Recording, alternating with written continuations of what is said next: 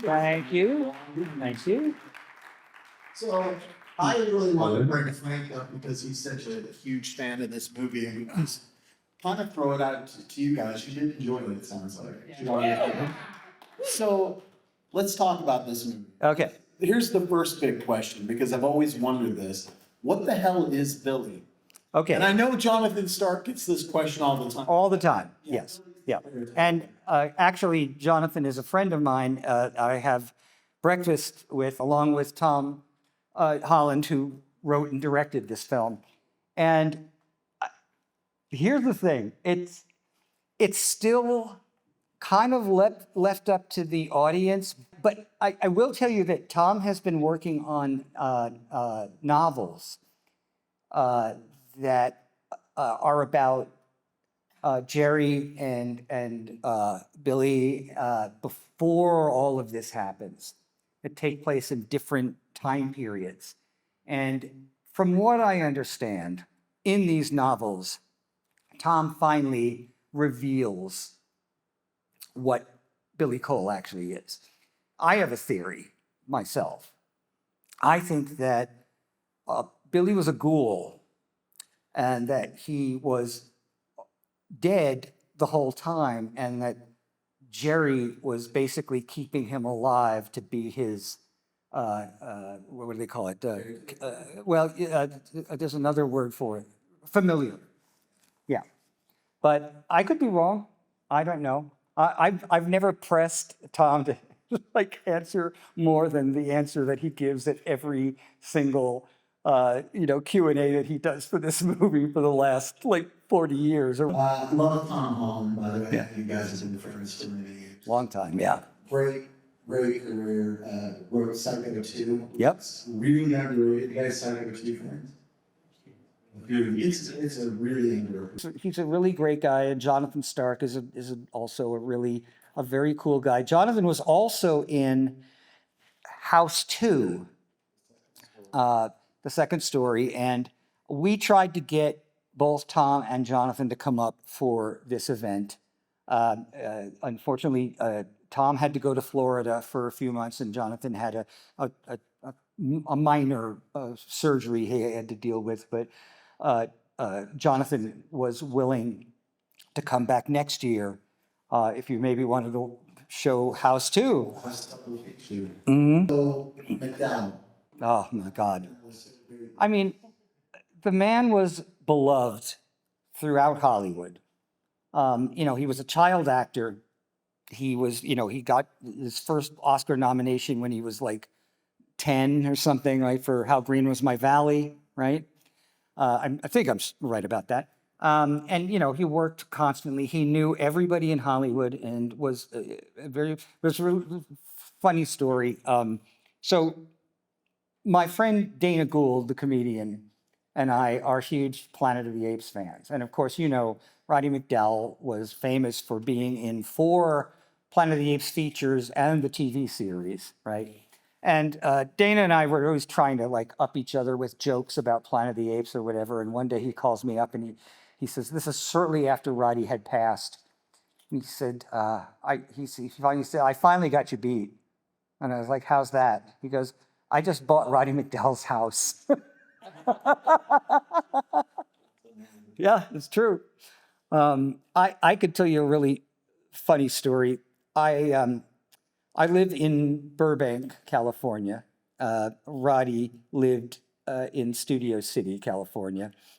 And one day I went to Staples to pick up some things, and I went to go to pay for it, and I look up, and the person online in front of me, I recognize immediately as Roddy McDowall, right?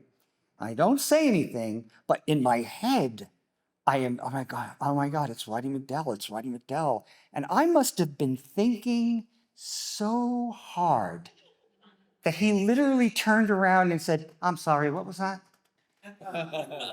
I was like, I didn't actually say anything, Mr. McDowall, but I'm a big fan, and I fanboyed all over him, and he was so kind. He really was, because at first it was great. It was like, I love the Planet of the Apes movies and Fright Night, and he's nodding his head like very graciously, and I think I maybe took it too far, where he started to look like he was a little worried, right?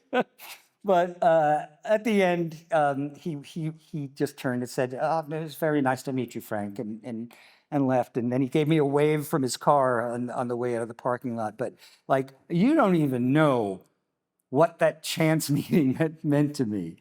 I mean, this man, like Poseidon Adventure, just so many great films that he was involved in, and Fright Night being one of my favorites was, along with Planet of the Apes. I mean, it was just such a big thrill. But Roddy's always good in everything he does. He brings a lot of weight to this movie. He does. Yeah. The part was, obviously the name Peter Vincent was, created by Tom Holland to be Peter Cushing and Vincent Price, basically, right? Put together. But Roddy got it.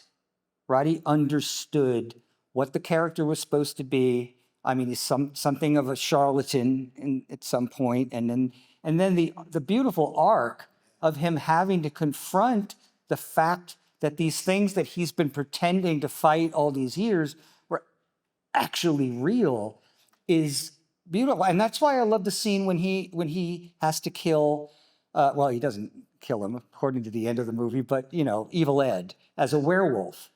And you just see the look on his face where he's like, I never in my life did I imagine that this could be so painful, right? And then you've got Chris Sarandon. Yeah. My God, I almost turned gay. I'm telling you, that moment when he turns around and he's just like, "Hello, Charlie. What's the matter? Thought I wouldn't be invited in without," whatever he says. Damn that man. Yeah, there's no honesty going on. It's the same sort of sensual thing that Bela Lugosi did. Well, but taken to a new level because of the contemporary setting, right? And was this before? This had to be before. No. Langella's Dracula. Oh, this is after. Yeah. It's after that. Okay. It's also Oh, it is. It's a good film. Also, like I think this is the era where they decided that vampires could be really seductive. I mean, Christopher Lee, had this magnetism to him and everything like that, right? But you never really believed that Christopher Lee wanted to fuck anybody, And I'll tell you something else that I just absolutely love. And that is that all the surviving actors of this movie, and it's most of them, right? Roddy's really the only one that's gone of the main cast. They are all still friends. And they love getting together with each other to do shows. Yeah. And it's just lovely because that's not really common when you work in films. You make a movie and you become a little family for that amount of time, but then you leave and you might say, yeah, we'll keep in touch, but very often you don't. It's like moving to a new town, right?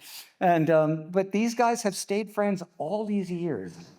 I mean, there are two phrases in the movie that everybody constantly, you're so cool, Brewster. And then, of course, welcome to Fright Night, for real. The way that Chris Sarandon delivers that line, I just gave myself chills doing a bad imitation of it. So there you go. He walks that line in such a great way, too, because there are moments where he brings a ton of humor, and he's just completely menacing. Oh, that's it. And oh, look, well, exactly. And that goes back to something that we've talked about very often here over the years, and that is what makes a horror comedy work. And, there are different levels of horror comedy, the ones that lean more into the comedy and the ones that lean into more of the horror. This is a movie that leans more into the horror, but the humor is what makes the movie so charming, right? And the key to it always is, these are my two rules for horror comedies.